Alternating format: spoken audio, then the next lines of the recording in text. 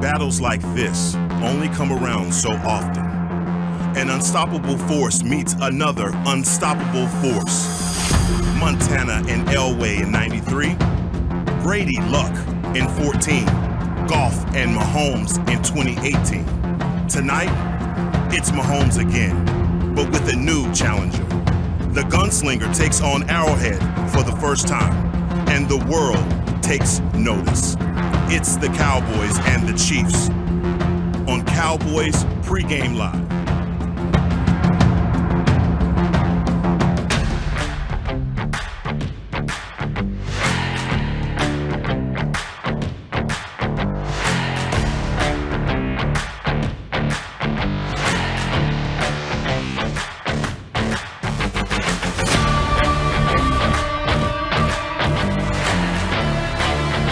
Week 11 of the NFL season is upon us, and so is a golden opportunity for a benchmark for a 7-2 Cowboys team that is very much so in the hunt for a top seed in the NFC. And what better team to test the benchmark against than the Kansas City Chiefs, that over the last 3 seasons have been the mark of consistency in the NFL. It started with their Super Bowl win back in 2019, a win over the San Francisco 49ers. They got back to the Super Bowl last season, this time falling to the Tampa Bay Buccaneers and the GOAT, Tom Brady. Well, Patrick Mahomes and company, what did they do as an encore here in 2021? Well, it wasn't the start that Andy Reid and his Chiefs anticipated. 3-4 to start the season, but guess what? They flipped a switch. Still one of the more talented teams in the NFL this season. They've won 3 straight just in time to return home to Arrowhead Stadium, the loudest stadium in the world. And today they look to give the Dallas Cowboys some headache and some heartache in Week 11. The Cowboys with an opportunity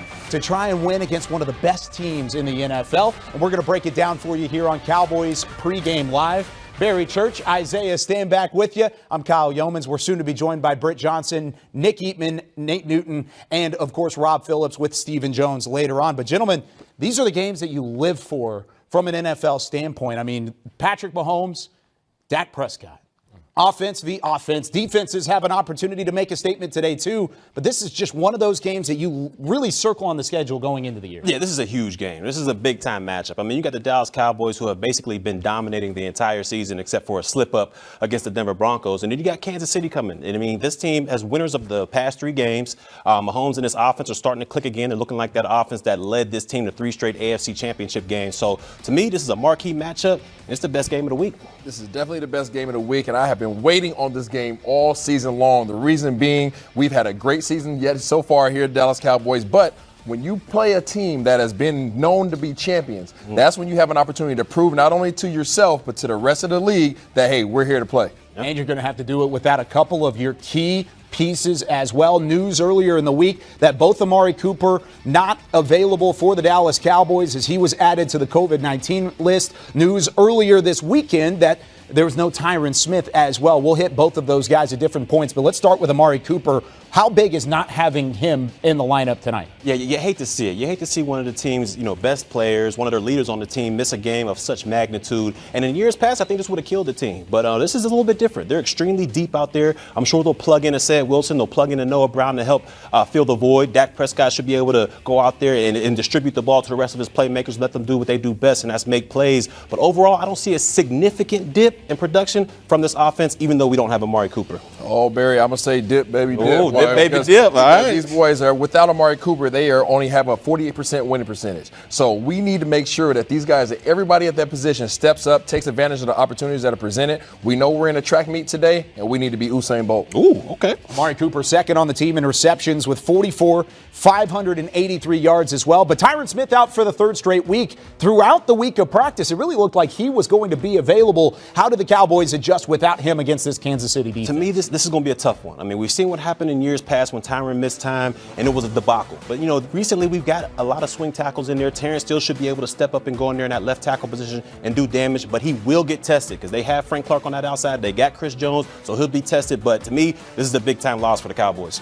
Jones, Clark, Ingram. Those are the names that we need to be able to identify on this defensive front. Those are the guys that are their game records, and we cannot allow those guys to get off. We need to make sure that Steele is ready to play and provide him some assistance in the process. And we mentioned Tyron Smith not available. We're going to talk about Terrence Steele and a couple more moves on that offensive line coming up later in the show. But let's take a look at some of the NFC standings at the moment. The Cowboys, like I said, with a golden opportunity to get back in the thick of things. Oh, well, guess what? They're already in the thick of things with just the 2 losses so far, currently sitting third. Both Arizona and Green Bay have games this week, but they have bye weeks in the near future. So how big of a win would this be today for Dallas to keep pace in this race? I think it will, further confirm, further solidify that this Cowboys team is a Super Bowl contender. I think a lot of people knock this team because they haven't had a significant win or a win over one of the, playoff premier teams. But a win against Kansas City in Arrowhead, in that hostile territory, I think it'll get guys thinking a little bit different about how good this Cowboys team can be. Well, first of all, you have to add up, you want to take care of your division, right? You want to take care of the NFC East. That gets you in the playoff. Now, all of a sudden, now you want to take the things up and say, hey, how many wins can we get? All right, this is an AFC division where, right, we're going against those guys on the other side, but we still need the victories because ultimately we want that first round bye. We need to beat out all the guys in the NFC so that we can make sure we can get that first round bye, have a short track to the Super Bowl because ultimately we want to walk away with that ring, baby. Hey, you're exactly right. And Kansas City's been there, done that before. That's why there's been so much excitement around this game. I mean, the fact that fans are looking at this and saying, Cowboys have a legitimate shot to win, even without some of their key pieces, is enough to get Cowboys Nation riled up. And who better to take a look at Cowboys Nation on Twitter than our very own Britt Johnson. Britt checks in with the rest of Cowboys Nation.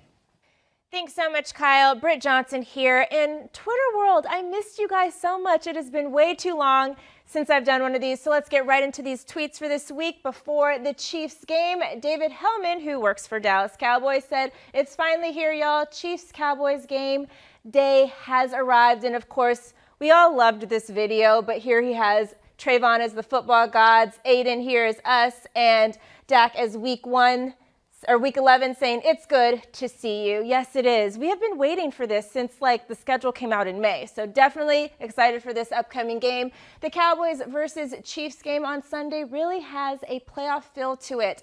The excitement around it, 2 big name QBs, 2 big name teams. It has all the star power. I absolutely cannot wait for Sunday. Well, you don't have to wait much longer. Sunday is here.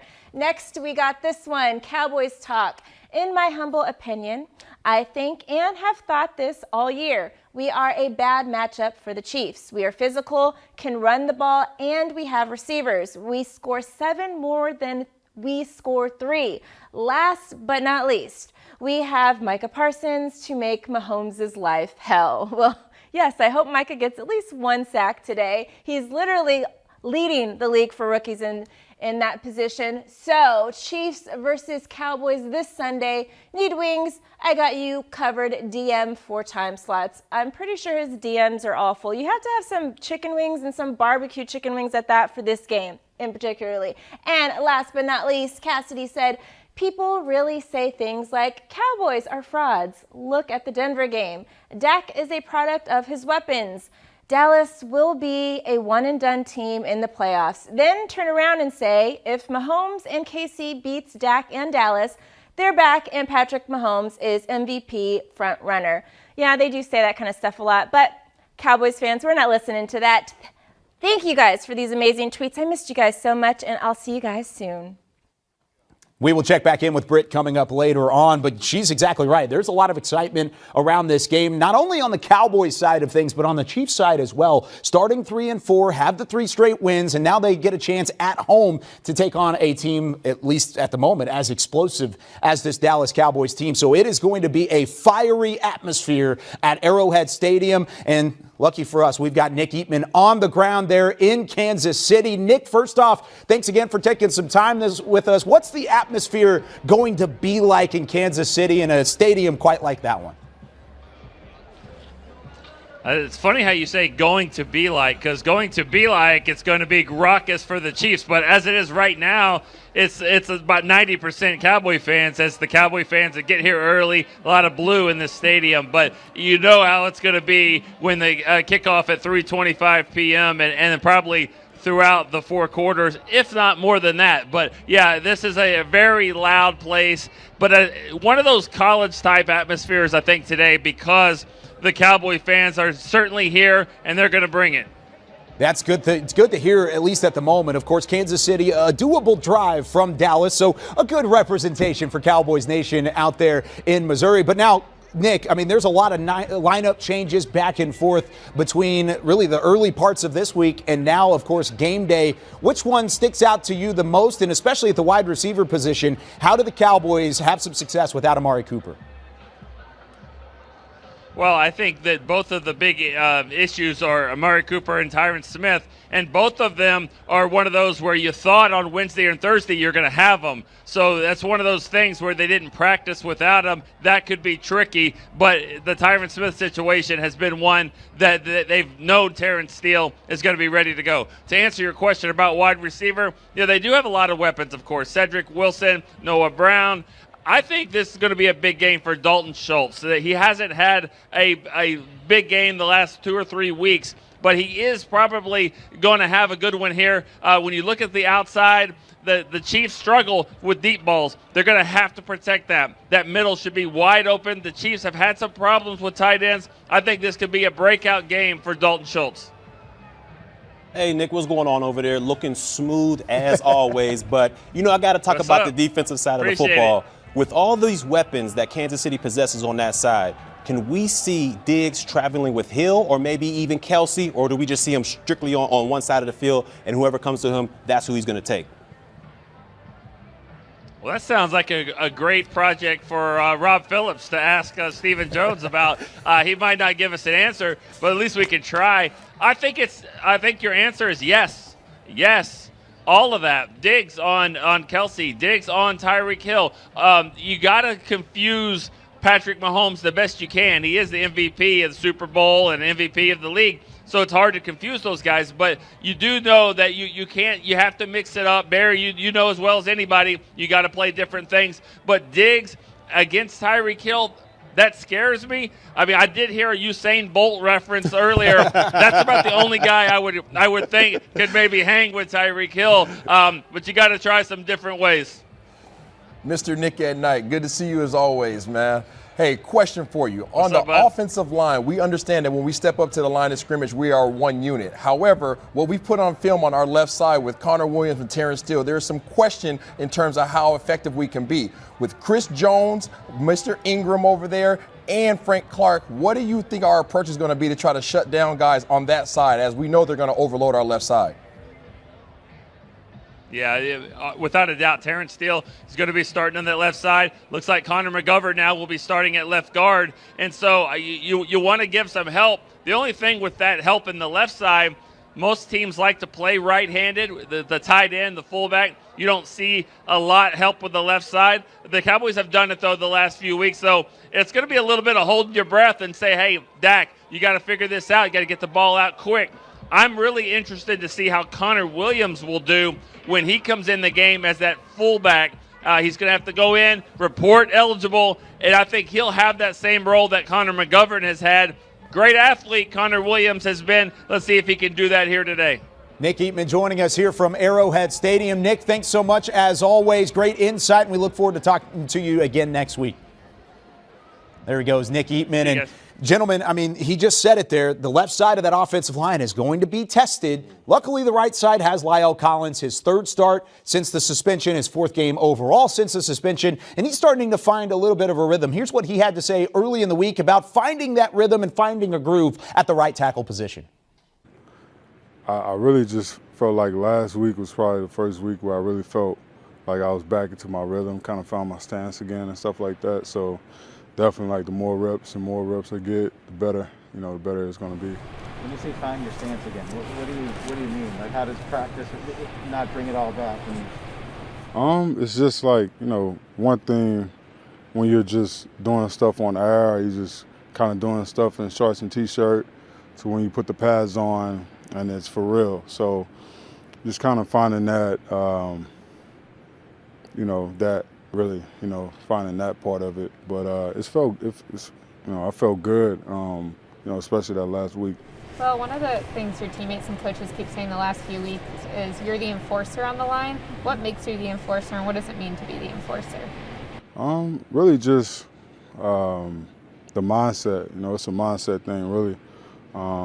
Just knowing that, what our group is about and standing on that, just being tough, physical, and just being there for your teammates. What are the challenges you see with their front four? They're very active, guys that, like to get after it. So, just like every week, we're going to have to play our best ball. We're going to get our best shot from everybody. So, same mindset, just going in a different territory and just making it our own. Quick look out to AT&T Stadium and the Miller Lighthouse, a watch party going on today. This being as big of a game as it is, no surprise that there's a watch party going on at one of the coolest tailgating venues in all of the NFL and, in my opinion, really all of sports, as I'm joined here by Nate Newton. Let's take a look at some of the inactive list as well. There are a couple names on here that are a bit alarming for the Cowboys, but ultimately not anything unexpected going into at least game day. Going into the weekend, maybe a little bit different. No Tyron Smith, the left tackle, out for the third straight week. It will be Terrence Steele starting at left tackle. The biggest surprise maybe Kelvin Joseph. He did not travel with the ball club because of a personal reason. And then Nahshon Wright, who recovered the punt block for a touchdown in last week's 43-3 win over Atlanta. He is inactive as well today. Any of these stick out to you, Nate? Oh, yeah, Tyron Smith sticks out, man. We needed him this week, and I thought he would be ready this week, but he's not, and so we may be back with Steele, and we're going to have to do some things over there because they got a tandem of rushers that are real nice, and Frank and Jones. Yeah, we just talked about that a little bit with Nick Eatman, but I do want to hear your opinion as a former lineman yourself. How big of an opportunity is this for Kansas City to take advantage of the line? Now, Terrence Steele's played the last 2 weeks. Any worries without Tyron Smith this week that you have seen through the last 2 weeks with Terrence Steele? Yes, Tyron is a top three tackle, and that's just the bottom line. Steele is learning. He played 2 weeks ago, not so well. A week ago, he played pretty good. They're going to have to give him some help against Clark and those guys over there. And Chris Jones can get out there, so he's going to have to be technique sound, and more importantly, he's going to have to play physical, and he's going to have to play strong. Going to have to do that against two really athletic defensive linemen. Now, there was a switch as well at the guard spot, too. The left guard, now Connor McGovern starting. We heard Nick talk about that as well, replacing Connor Williams. Anything big out of that? And does that have any effect on the offensive line with some shuffling pieces? Yes, it does. It's called continuity. These guys have not played a live gunshot in a game, and now they're going to have to find that continuity. They're going to have to find it. They're going to have to find it fast because of the guys they're going up against. Why is now the right time to make a move and to put Connor McGovern in for Connor Williams? I think right now your boys, Connor Williams is this kind of a little rut. I mean, he's been getting consecutive holding calls. Now you give Connor Williams, who's been competing and been doing good in practice, you give him his chance now with 7 or 8 games left, so you'll know. We can always go back to Connor Williams, but what if this guy, Connor McGovern, comes in and has a super great game against some great players? Then you may have found something. Yeah, McGovern getting the start, but is there any chance, like you said, of Connor Williams maybe getting back into the mix as the season goes along? If this kid flops. If he flops, then you got you back with Connor Williams. But they have been very competitive. They're high on both these kids, and they do great things. But you got to give this kid, Connor McGovern, a chance. I mean, short, stocky, strong bottom. Let's see if he's going to be a little bit more physical. He had a great training camp, had a great start to the season, preseason, and then, of course, like we said, he's been mixing in at a fullback spot, which we anticipate Connor Williams getting into as well. Do you like the move from an overall standpoint? Oh, yeah. I believe in competition. If you as a coach believe that a guy is ready to perform, you give him that opportunity, man. You don't want the season to pass and this guy not give an opportunity. Then when the season passes, next year. No, this thing is right now. Against the Kansas City Chiefs, you get a chance to see who you are and what you are. And if you win this game, it's over, baby. That's a good point. That's a good point. Gives you a great opportunity to see exactly what you have at the offensive line spot. It's a great problem to have because in the past, protecting for Dak Prescott hasn't been easy on a couple of occasions, dating back most notably to the 2020 season. But this year, Dak Prescott's been having a fantastic start to the season. But really, it's about the team mindset. Here's what he had to say about that earlier in the week. No, not a measuring stick for myself. I mean, I think for this team going into a hostile environment, as you said, playing against a great quarterback, a good offense, great team. I mean, a team that was has been the team of the last 2 years or last few years, I'd say, and just knowing how explosive they are, the star power they have. As I said, going into their environment, it's a great challenge for us as a team, challenge for our offense and our communication, challenge for us to just stand and play in the ups and the downs, and excited to go into it and be a great atmosphere and ready to go at it. You had more time to watch football last year. How much did you watch him, and what do you most admire about his game? Yeah, I mean, I did. I watched a lot of football, unfortunately, last year, but just his competitiveness. He never believes he's out of a game, thinks he can make every throw, and I think that's huge at this position, just to have that confidence. I think it goes a long way, and just bleeding to your other teammates, and those guys feeding off of that as well. As it's huge, and he's a big-time playmaker. He's a great player, MVP, obviously, Super Bowl MVP, special talent. It's the 8th time in NFL history that 2 quarterbacks, week 11 or earlier in the season, have 25 or more passing touchdowns. Either way you shake it, these are 2 of the top quarterbacks in the game, Patrick Mahomes, Dak Prescott, and they face off for the first time tonight. And really, it's Dak's first trip to Arrowhead. It's Patrick Mahomes' first start against his childhood favorite team. But overall, there's a lot of pressure on both of these quarterbacks to perform for their squad. How much pressure specifically is on Dak? I don't see it being that big of a pressure point right there. I just hope these guys don't make us one-dimensional. I hope they don't shut down the run, because if that's the case, like I said, they make us one-dimensional. And we know this offense, when it's at its peak powers, when it's at its best, they're extremely balanced with the run and the pass. So hopefully we can go out there, establish the run, establish the play-action pass, and we can walk out of Arrowhead with a W. I don't believe that there's any pressure on Dak in terms of performance. I do believe in terms of him being a quote-unquote game manager, we need him to manage not only the effective play of our guys, but also their emotional intelligence. I think this is an easy game for us to get riled up and let the crowd affect us, let those guys yap at us a little bit, and we can get ourselves in some bad situations if we go out there and make some unnecessary penalties. Who do you feel like has a better opportunity to get off to a hot start in this one? I honestly believe Kansas City. I think Kansas City being in their own environment at home, they're comfortable, and they're building off a lot of confidence off of last week. Yeah, I'm with you on that one. I mean, Arrowhead is a very hard place to play, and it gets extremely loud, so you're going to have to be one in tune with your offense out there. I see Kansas City jumping out early. Hopefully we can catch them in the long run. 2 of just 5 quarterbacks in the NFL entering week 11 with at least 20 passing touchdowns. Tom Brady, Matthew Stafford, Joe Burrow are the other 3. So pretty good company for the Patrick Mahomes and Dak Prescott. Oh, and by the way, Dak Prescott has 2,300 passing yards and a rushing TD to go along with it as well, while missing the Minnesota game earlier this year. So definitely plenty of excitement around the 2 quarterbacks, but these defenses want to get after it as well, most notably for the Cowboys defense, Micah Parsons. How is he going to fare going up against the weapons that Kansas City has in store? How excited are you personally, and how excited do you get the sense your team is about this challenge of playing in Arrowhead? It's renowned for noise, and playing against maybe the best quarterback in football. Oh, for sure. We're super excited. I don't think every road is going to be easy, and this is a great challenge of ours. And to be the best, you got to beat the best. And I don't care what the record shows. I know what type of talent they have and what they're capable of. And I think they're a top 3 team in the NFL. So they need to get our best, and we need to go out there and show why we're the best at the end of the day. What's unique about Mahomes? I mean, his throw power. I mean, his ability to throw no looks. And I mean, this is a guy I like on Madden. So, my first time playing him, I'm really excited to see what he does in person. And I mean, he's just a terrific player, future Hall of Famer. I mean, guy has done it all so early in his career. How do you not get suckered by the no look? I mean, I'm worried about him. I ain't worried about where he's throwing. I'm worried about sacking him. I ain't worried about where he's trying to throw. I'm worried about getting to him. So.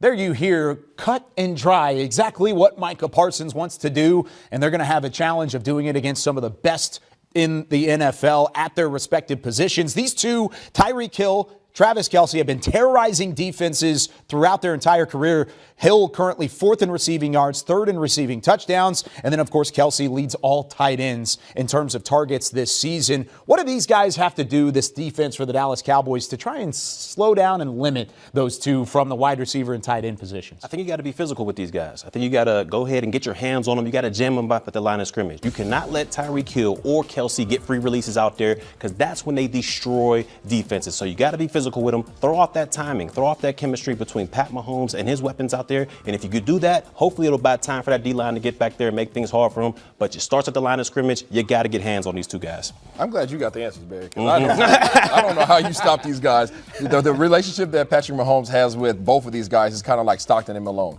You know, those guys are just, they're in sync. They understand each other. They know exactly where they're going to be. Tyreek Hill is one of the most explosive, quickest receivers, if not in the league. And then you have, obviously, Kelsey, who is a big body, athletic tight end, who is a sure thing in terms of being able to move the chains. It's a problem, and we take BC's advice to get these hands on these guys and let's disrupt some things, make them frustrated at their own crib. You want to talk about great company? How about only Randy Moss and Jerry Rice had more touchdowns in their first 85 games than Tyreek Hill in his NFL career. Pretty impressive, to say the least. And then also, not to mention, Travis Kelce's up there with Hall of Fame numbers as well. And he had a touchdown receiving against the Dallas Cowboys back in 2017 as well. But you know who wasn't on the field in 2017? Trayvon Diggs. He's going to be tabbed with covering these guys, just how Barry asked Nick a little bit early on. Here's his thoughts on the weapons at hand and whether or not he's going to have some success against Kansas City. Is Tyreek unlike anybody else you've covered so far? He is the fastest. What do you see as far as like taking those guys down after they make a catch and getting a yard after the catch? You got to do a good job tackling them. Like I said, he's real fast. All of those guys can fly. So, you know, we got to make sure we do a good job of tackling and making the tackle on the first, the first hit. You want guys that fast and not do as much bump and run? Do you kind of play off coverage, or how do you handle that? It depends on the person that's checking them. Some people can press, some people can't press. Some people might like to press, slow them down a little bit. Some people can run with them. So it all depends on, who's guarding them and what you want to do in that particular situation. Who can run with them? Who can run with them? On y'all's team. Everybody can run with them. How much do you embrace the challenge that the Chiefs offense poses when they play like they did the other night? We embrace it a lot. That just, give us something to look forward to in practice. Just going out there and knowing what type of game we about to go into. Diggs now with 8 interceptions after his pick against Atlanta back in Week 10. He'll look to try and have some more success again today against the Kansas City Chiefs. And with more on that, let's go back to Britt. Thanks so much, Kyle. Britt Johnson here. You know what, guys? I spoke to my granny this week. Unfortunately, she happens to be a huge Chiefs fan. She said she's going to be cheering for the Chiefs and praying for the Cowboys. And I said, you know what, Granny? I don't need your prayers, because guess what? We go into church service. Cue that music. Hey! We are here in church service, Pastor Church with the great Britt Johnson. We're going to tell you how to slow down Pat Mahomes and this great Kansas City Chiefs offense. Yes. First, let's get straight to it. If it's up to you, let's get straight to it. First on my list, we have got to put pressure on Pat Mahomes. Look, it starts and ends with Pat Mahomes here. We have got to figure out a way to get this guy off his game. Now, I know this defense is without its two top dogs, DeMarcus Lawrence and Randy Gregory. But that'll give an opportunity for guys like Dorrance Armstrong, Odigizua, Terrell Basham to step up and do what they did last week in Atlanta great last week, and make plays out there. So this is going to we have to definitely get after Pat Mahomes out there, because if we don't, this has an opportunity to be a track meet, and I don't think this Cowboys defense wants any part of that. I'm going to say I see Armstrong with another sack this week. Oh, I would love it. Yes. That brings me to my next point. We have got to be physical with these wide receivers. Now, look, I'm not going to sugarcoat it. I'm not going to lie to you. They are loaded at the skill position here, and none more dangerous than Kelsey and Tyreek Hill. So we've got to be physical with these two guys. We've got to throw them off of their game. Now, look, I'm not sure completely how we're going to be able to take these guys away, but we got to make sure we take them away, because they are the deep threats for this Kansas City offense, and I don't think we want to track meet, like I said before. Yes. Now, I'll tell you what we should do here. We should be a little aggressive with that ball hawking skills. We had 3 interceptions last week. Guess who's third most interceptions this season? Patrick Mahomes with 10. So I'm seeing 11, 12, and 13 coming this week. I would hope so. And that brings me to my last, but certainly not least point, Britt. We have got to be the deepest of the deepest. Now, you're preaching right now, okay? Because this is the one, because right now Patrick Mahomes leads the league in pass attempts, pass plays, and passing yards. You know, our safeties and corners are going to be working hard on this one, so tell me what they got to do here. Look, I'm talking to the safeties and corners like you just said. They've got to stay deep. This guy can make all the throws out there. And once you think you have him bottled up, he'll spin out of there bad time and uncork a 70-yard bomb. And trust me, you do not want to be in a position where you watch that ball sail over your head for a touchdown. So you've got to stay deep. Make sure this offense goes the long way. 10 to 15 play drives. They will mess up along the way. Be ready to take up for your opportunity when that opportunity arises. But overall, got to stay deep. No cheap ones. Yes, and speaking of those passing yards I was talking about, 50% of those passing yards come with the yak. So it's 1,600, over 1,600 yards this season alone. So we got to do maybe some prayers. So what is your prayer request for this game? My prayer request is that we keep, defensively, we keep this takeaway train going. We're going against an unbelievable machine offensively in Kansas City. If we get the ball away from them, get it back to our offense, let them do what they do best, score points. But please, I'm praying, let's take this football away. Well, we got to end with a praise report. We got to end positive. What you got for us? For my praise report, I got to give praise to the mad scientist Dan Quinn out there. He's been amazing with this defense so far. It's been a complete 180 from last year. He didn't have his two top dogs last week against Atlanta. They still were able to take the ball away 3 times. I'm praising the guy, mad scientist Dan Quinn. Got the game ball this week. He got the game ball. Hopefully another one. Yes. Thank you so much, Barry Church. I feel, rejuvenated. God, the Holy Ghost in me, and we will head back to you guys. I hope you guys are feeling good now, too, after that one. Brett, I feel much better about it now that I've heard Barry Church kind of break it down, lay it all out there. Here's the AT&T District, by the way, down in downtown Dallas, getting ready to watch the Cowboys and the Chiefs. Week 11, a marquee matchup, 3:25 kickoff on Fox. We're back here from the Globe Life Studios at the Star in Frisco. Nate Newton, Isaiah Stanback, I'm Kyle Yeomans. And gentlemen, the physicality, number 2 on church service this week. That number 2 point is so imperative. It was imperative last week. Jordan Lewis set the tone for the Cowboys against the Atlanta Falcons a week ago. How big is he going to be this week in trying to set the tone again against the Chiefs? Well, he had a game of his life last week, and we need him to run it back.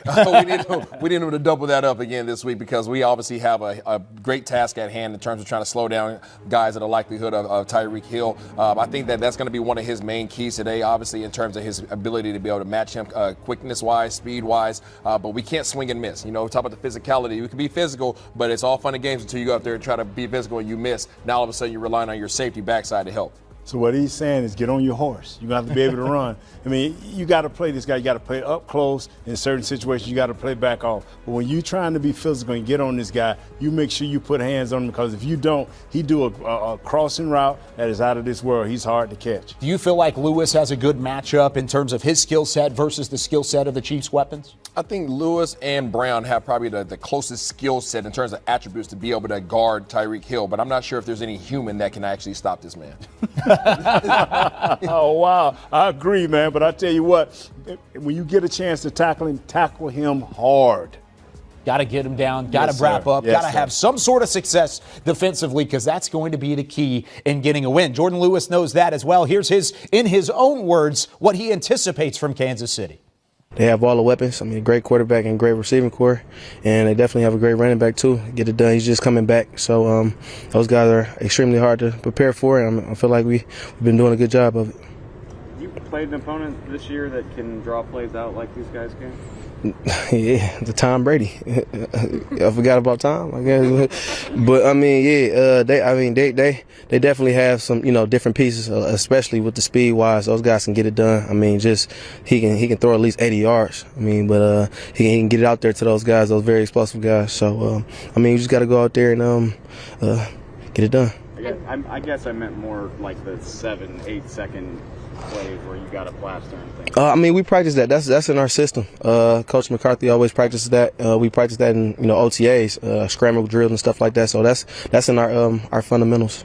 Does that give you a sense of confidence when you just talked about, hey, you were against Tom Brady and that receiving group, you had Brown, you had that it's bi-weekly, honestly. You can't think of it like that. Every opponent is a new opponent, and I mean, this is a very good one that we're about to face. A very talented offense that's very battle tested, and they definitely been at the highest peak of the game. So I mean, it's going to be a really good test, and we just got to go out there and play one play at a time. You've been here for a little bit. Is this the best secondary you've been with?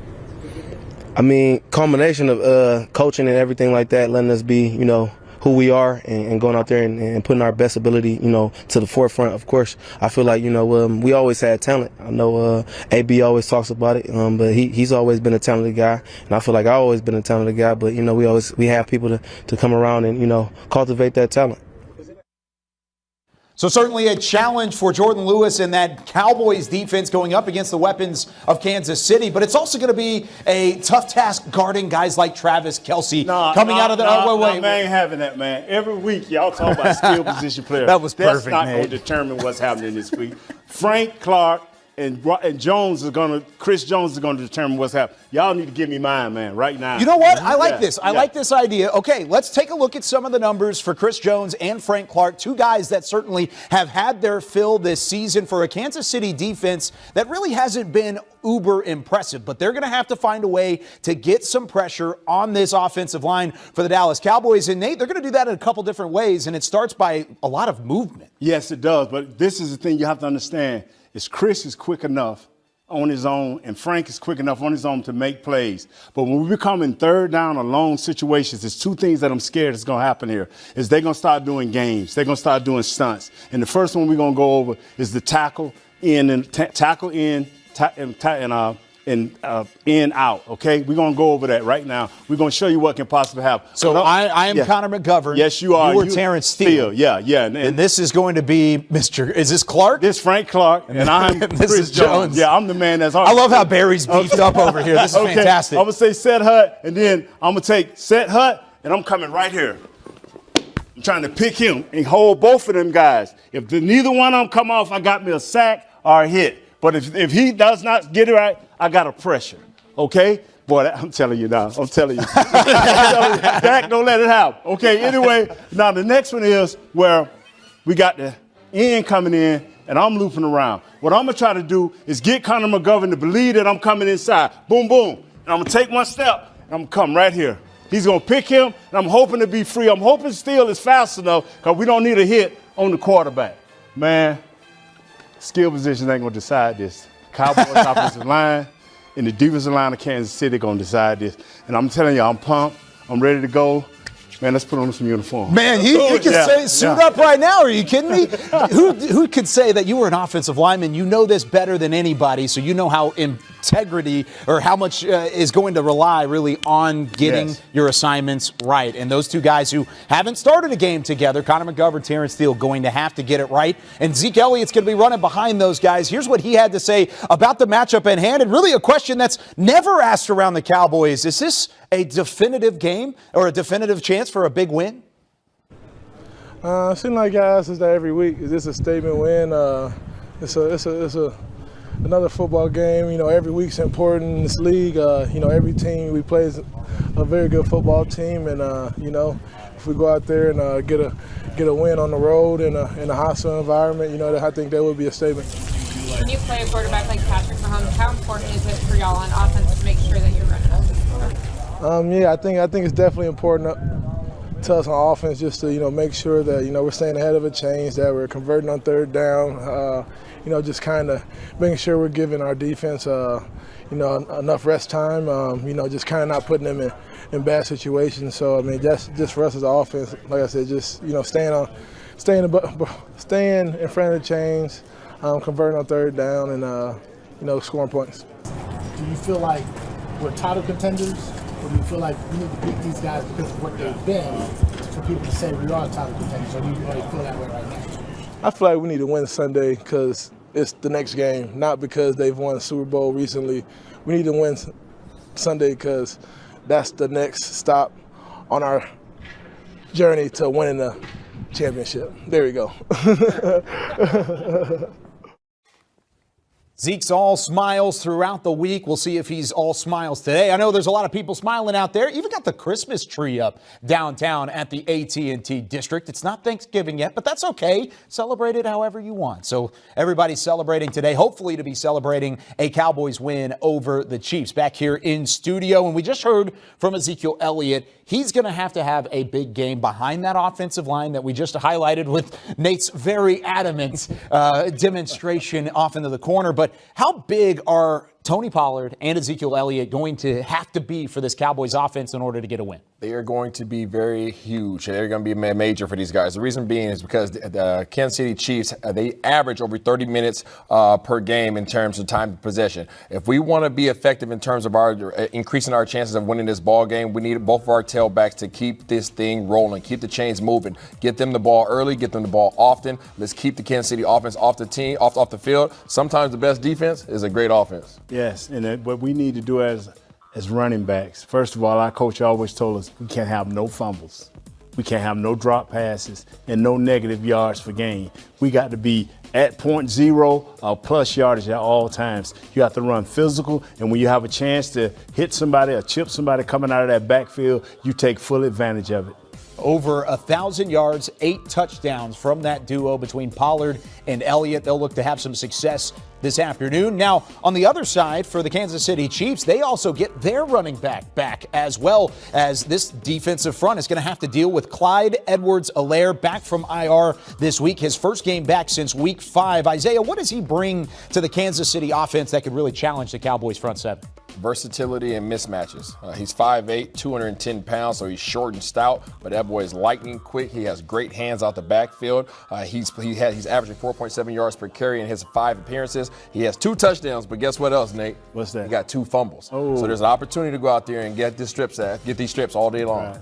I tell you what I like about it is Kansas City was out of the first round, went back in the first round to get this kid. That means he's very special. He became the instant man last year, and now he is the man. So they've been waiting for this day. He probably missed last week just to get this week. But you know what? Those 2 fumbles going to cost him. Yeah, it could. It very well could, and that's an opportunity for the Cowboys, who continue to force turnovers, most of them interceptions throughout the year, but maybe you can get a hand in there and rip the football out. Still looking for his first rushing score of the year, Clyde Edwards-Helaire, but he has those 2 receiving scores, which shows just his versatility coming out of the backfield. Speaking of versatility, Tony Pollard's shown a ton of that, and our very own Britt Johnson had a chance to catch up with him. Britt?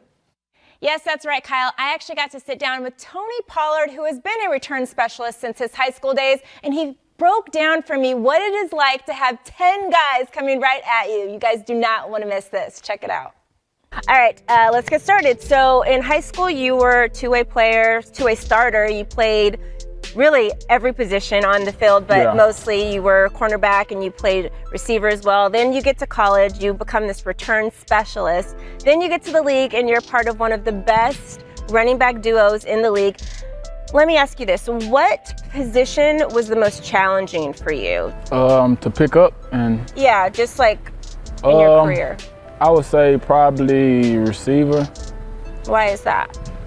I played running back all my life. I feel like running back is pretty natural, you know, just run. You get the ball and just run. You don't have to catch it, it's a handoff. So I've been doing that, so that comes natural to me. And when I played defense was fun just because I feel like it's more freedom than on offense. You know, offense, you have a certain spot you got to line up in, you know, a certain formation. Defense, you can be over here, but know you got to end up over there, but you got the freedom to run where you want to, so. And you get to hit people. Exactly. Like, who doesn't like that? But if I had to pick, I'd say receiver. Receiver? Yeah. So my next question, you know, are a return specialist. You got really good at it when you were in college, and you've continued to be good in that position.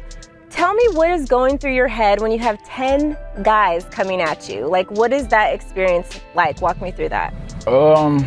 I mean, I really don't think about it like that because we practice it so much, and you know, it's something I've been doing since I've been playing football, you know, since high school, college, you know, doing kick returns. So, you know, it's pretty second nature, you know, just follow the scheme, you know, trust the guys up front. That's what a lot of it, you know, you have to trust your blockers up front, trust that they're going to be where they have to be, block their man when they're supposed to, and then just trust it and hit it. You got to be a little like all these guys are coming at you, especially in the NFL. Like, what was there a difference returning in college and then now coming to the league, and guys are way bigger than the guys that you went against in college? Yeah, it's definitely different from college. I would say the biggest difference is probably the rule change, because you know, college, you know, you can line up behind the kicker and get a running start, and then you could be running when the kicker's kicking. So that's a big difference, you know, having the kickoff team being able to build up speed and, you know, get their momentum going. So having those guys go from a standstill, and then I think they scooted the front line blocks up a little closer so it wouldn't be as big of a compact. So. Well, to me, I feel like that is the bravest position in the league, is being a return guy. That seems very difficult to me. Yeah, you definitely got to be a little crazy for it. A little crazy. I didn't want to say it. You said it, though. You said it. Okay.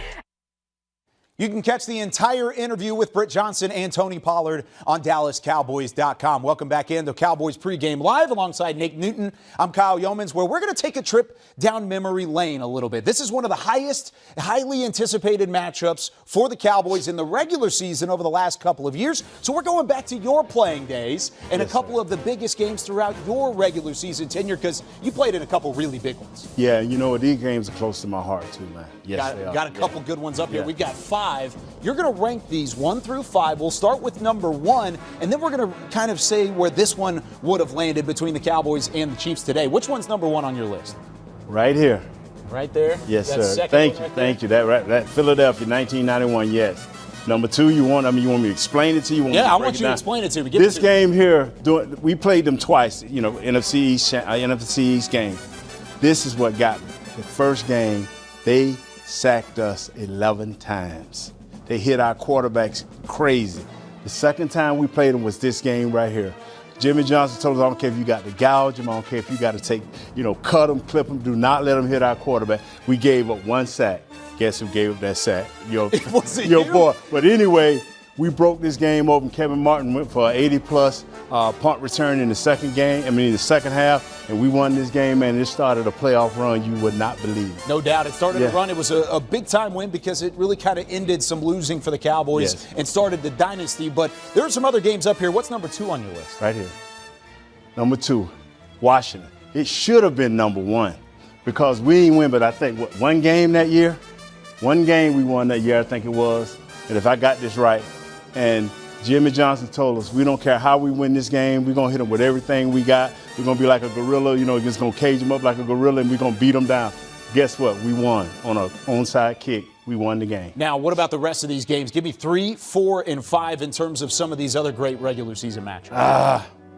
I better go right here. I'm changing my thing on you. You're switching it up I'm switching it up right here. No, right here. I'm going right here. Number 3 with Kansas City. That was a Thanksgiving game against the Chiefs. They thought they were going to come in here and handle us. They had a great record. I think they had lost 1 game, or we had lost 1 game and was undefeated, about 7, 8 wins, and they thought they was coming in here. We dogged them. Wow. We rodeo rusted them. Michael Irvin told us we're going to beat them down, and our fearless leader caught a one-handed catch over a guy. I don't even know the defensive back. It don't matter. That was it right there. There you go. I like it. Maybe you get some of that magic. Big dog on big dog. At Arrowhead Stadium. Now, really quickly, 4 and 5, which ones are up here for you?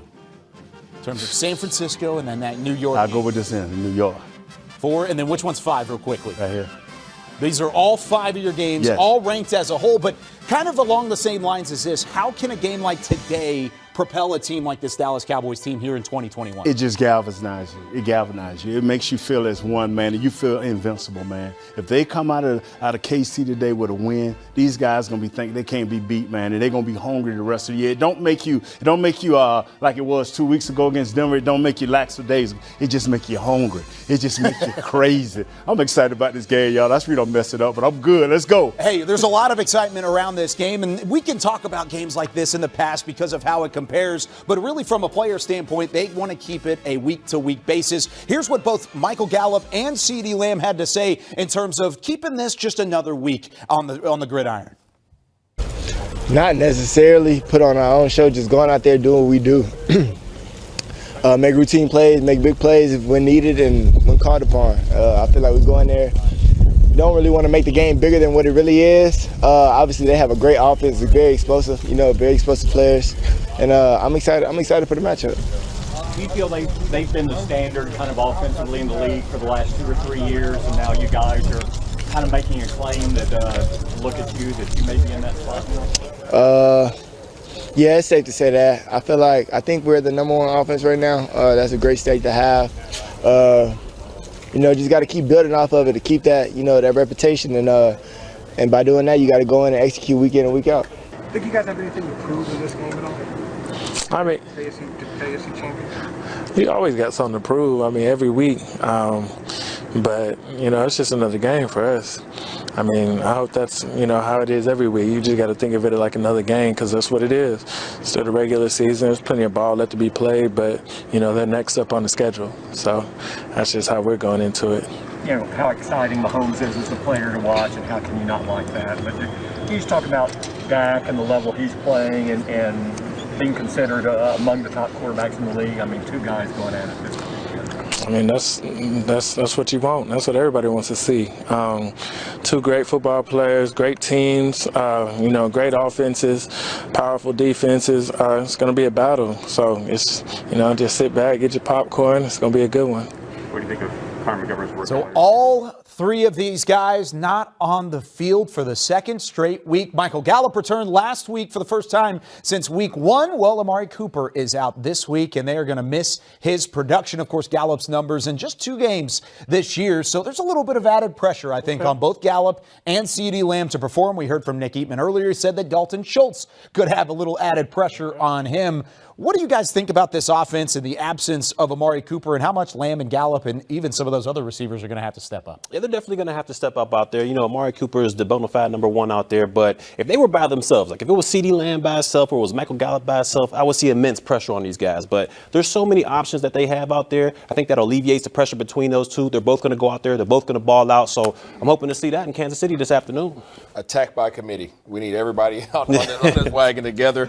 We need to be the juggernaut, go out there, hit these guys in the mouth. We don't want to make this thing an isolated event. We don't want these guys to feel as if they have all the pressure in the world to go out here and route up this entire defense. Like you said, BC, spread the ball around. Everybody take care of their responsibilities and have a nice team win.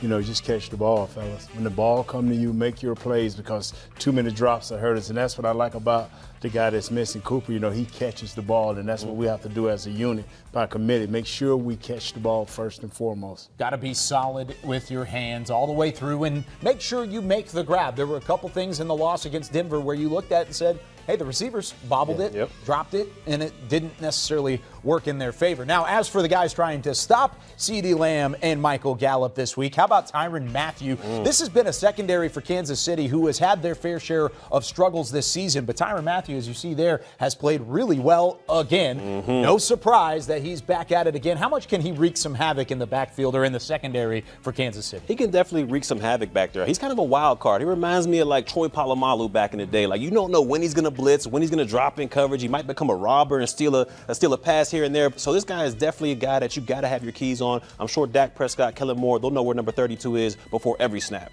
You took the words out of my mouth. Troy Polamalu-ish. All right, you better know exactly where this guy is. He might be at the line of scrimmage. He might be in the secondary. He might be at cornerback. We don't know. But you better circle him, and you better know exactly where this doggone honey badger is at, because we need some pest control. It is amazing. A couple of weeks ago, he went back to the honey badger only on the field. Off the field, he Tyrann Mathieu, but here, he's the honey badger. You better know he's trying to dig a hole somewhere and hurt somebody. Believe that. Yeah, and he is not in the wild, but he's going to be in a wild atmosphere today at Arrowhead Stadium. How much can the crowd play a factor? I mean, world record holders for the loudest decibel level reached in a football game, Arrowhead Stadium. How much can this crowd really play a factor against the Cowboys? I'm telling you, it can play a lot. I've played twice at Arrowhead Stadium and caught 2 fat L's. I mean, once that team starts going, once they start rolling offensively, I mean, it's hard to hear anything out there. This is a crazy environment. Hopefully Dak and those guys got some silent count going on, but it's going to be a rowdy one in Arrowhead today. Hey, football is a game of momentum, and unfortunately we are in their house, and we do not want these guys to get this thing rocking. Don't let them get ahead early, and then we won't have to worry about these boys getting out their seat. True. When they singing that national anthem, I heard 2 jets came by and we couldn't even hear them, because when they say home of the Braves, they be booming, baby. Unlike Barry, we went in there and got it. We put the L on them. Got the L. Got the dub? Yes, sir. Let's hope that is over with. That's in the rearview mirror, and you can get a dub instead of the L. Of course, that's the thought process around that Cowboys team. They're not necessarily intimidated, but you got to make sure everything is put together, because if not, you could be in some trouble with that environment. Let's go back out to Arrowhead Stadium and join Rob Phillips, who's now joined by Stephen Jones. Thanks, Kyle. Here with Cowboys Chief Operating Officer Stephen Jones. And Stephen, quite a buzz in this stadium as we expected. You've been with the Cowboys for over 30 years. Where would the Dak Mahomes quarterback matchup rank in some of the quarterback matchups you've enjoyed seeing over the years? Well, right there at the top, especially to have some of our rising stars. They're great right now, but they're going to be great for a long time, both of them. And certainly to roll in here to one of the greatest places to play NFL football right here at Arrowhead Stadium. Obviously, their fans are some of the best in our league. And, it's tough to play here. I mean, it's outdoors. As we know, we got a good wind rolling right now. It's going to cool off quick, I'm sure. And but the great news is you don't have to worry about your team being ready for a game like this. I mean, this is obviously a team with a lot of pelts on the wall, Super Bowl champions, been to Super Bowls, championship games, and certainly a great challenge for us, but one I think our team's ready for. This team, as you mentioned, this Cowboys team, battle-tested, has been through some injuries and dealt with that. Tyron Smith inactive today. How close was he to playing today, and how do you feel about him in the next week or so coming back? Well, he was close, but at the same time, we didn't want to get into a situation where, like last time, where we brought him back and, he played for about a quarter and a half, and then he couldn't finish. We want to make sure, he's healthy because still got a lot left to play in this season, and, this shouldn't be something we even have to manage going forward. Once he's well, he should be ready to go, and tough not to have him today, but at the same time, both Lyle and Steele did a great job last week, and fully expect him to step up again this week. And you guys feel great about Connor McGovern as well, stepping in at left guard today? Absolutely. He's been itching for this opportunity. I know it's tough for Connor Williams, but he certainly has got some things he can clean up, but it's great to have them both. But it is Connor McGovern's turn. He deserves to have the opportunity, and convinced he'll step up. Pretty big Let's Go Cowboys chant going on right out here, right by the sideline here. Amari Cooper, Friday, he found out he's not playing today because of reserve COVID. Any update there, and how do you feel about the receiving core here today stepping in for him? Well, obviously that receiving core we think is one of the best in the league, and we didn't have Gallup for the first half of the season for the most part, and of course he stepped in last week and right where he left off, making plays for us the last couple of weeks, and know he'll step up today and just feel real comfortable. Said Wilson will be back rolling today as well, and certainly Noah Malik can step up. So, just feel like, we can play and play well with that group of receivers. We'll miss Amari, but, he'll work through his COVID situation just like most players, and he'll should be back with us hopefully sooner than later. Okay, Cowboys win today what's the biggest key for you today for the Cowboys to come out here with a victory? Well, we got to continue to play great defense, and certainly we're playing one of the best quarterbacks in the NFL, not only now but for the future. And, being able to contain him, certainly he makes plays on the move. He extends plays. We'll have to keep that in check. And then we just got to be the offense we've been for most of the season, which is be very balanced. We need to run that ball hopefully 30-plus times, and then and move the ball consistently and play with an edge. And, we have a great opportunity to win, but it'll be a challenge. Thanks, Stephen. Best of luck today. Great being on, guys. That's Cowboys COO Stephen Jones. Back to Kyle and the crew in studio. Thank you very much, Rob. Let's go from Arrowhead Stadium to AT&T Stadium. How about the Rhythm and Blues dancers just getting it at the Miller Lighthouse, a fantastic tailgating area, even without a Cowboys game. So go check it out, the Miller Lighthouse. Even if you're not there today, go check it out at some point before the end of the season. We are here from the Star in Frisco, Barry Church, Isaiah Stanback, Nate Newton. I'm Kyle Yeomans, wrapping things up here on Cowboys Pregame Live. Before we get to keys to the game, we just heard Stephen Jones's. Let's talk about a key, in fact, of getting Greg Zuerlein back, as he was on the COVID list last week. How much is having Greg the Leg, a veteran kicker, back going to help this team in a hostile environment? Yeah, it's been a little bit of a roller coaster ride with Zuerlein. He's made some clutch kicks, but he's also missed some clutch kicks. So hopefully this little break he had, he'll come back, get a little bit more consistency, because this game could come down to a field goal, and we're going to need Greg Zuerlein to make that. I'm pulling those handlebars all the way down so I can be strapped in. You know all what right. I mean? But for the roller coaster. but the good news is whenever you have Greg the Leg around, you do have that experience, and there's a certain confidence that comes with a veteran who has been around long enough to kick game-winning kicks in these type of environments. So I'm glad that he's back. I'm with you, Church. Consistency, consistency, consistency. It is key for Greg Zuerlein. Now, what's the key for the Cowboys getting a win? Barry, we'll start with you. I'm gonna go D-line on this one. Dan Quinn did a great job of getting pressure on Matt Ryan last week in Atlanta, minus their two top dogs, Gregory and Tank Lawrence. So hopefully they can react that here in Kansas City, make life hard for Mahomes and these Chiefs, and hopefully we can walk out with a dub. See, you know, I like to go to the shooting range, BC. Okay, and when you go to the shooting range, you know, this is going to be a shootout. So you shoot, and when you run out, you need to replace your clip. You can't drop your clip. All right, we can't drop your clip, so we can't drop the ball. We can't turn the ball over. Don't give Patrick Mahomes and these boys more opportunities to score. Protect the ball.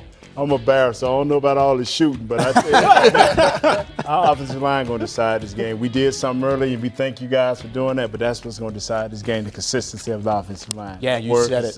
The words consistency and in the trenches. You got to win it in the trenches, and that's what the Cowboys are going to have to do in this one. Now, before we say goodbye here on Pregame Live, we have to say goodbye to one of our very own. Aaron Gonzalez is in his last day here with the Cowboys. And Aaron, come on up here. Come on up, Aaron. Come on up here, Aaron. Oh, yeah, don't you give me that look. Oklahoma's he's the man of many nicknames. He's the shoe god. Get the He's shoes. got the stash. Aaron Gonzalez has taken a job with the NHL's Dallas Stars. We are so proud of Aaron. He has been the man behind the scenes for much of the season. We've actually got a little gift for Aaron as well as Britt Johnson brings it up from the side. Yeah. We've got a Cowboys mini helmet. Just show that off to the camera. There we go. Cowboys mini helmet signed by everybody here in the department. Aaron, thank you so much for all your help throughout your years here with the Cowboys, and you're going to do great stuff with the Dallas Stars. Don't want to see that on eBay, man. It does have a Barry Church and a Nate Newton and an Isaiah Stanback signature, so maybe he does. But that's it for Aaron Gonzalez, for Britt Johnson, for Barry Church, Isaiah Stanback, Nate Newton, and our guys out at Arrowhead Stadium. I'm Kyle Yeomans. Enjoy the game, everybody. This one's going to be a fun one. Cowboys-Chiefs kickoff at 3:25 on Fox.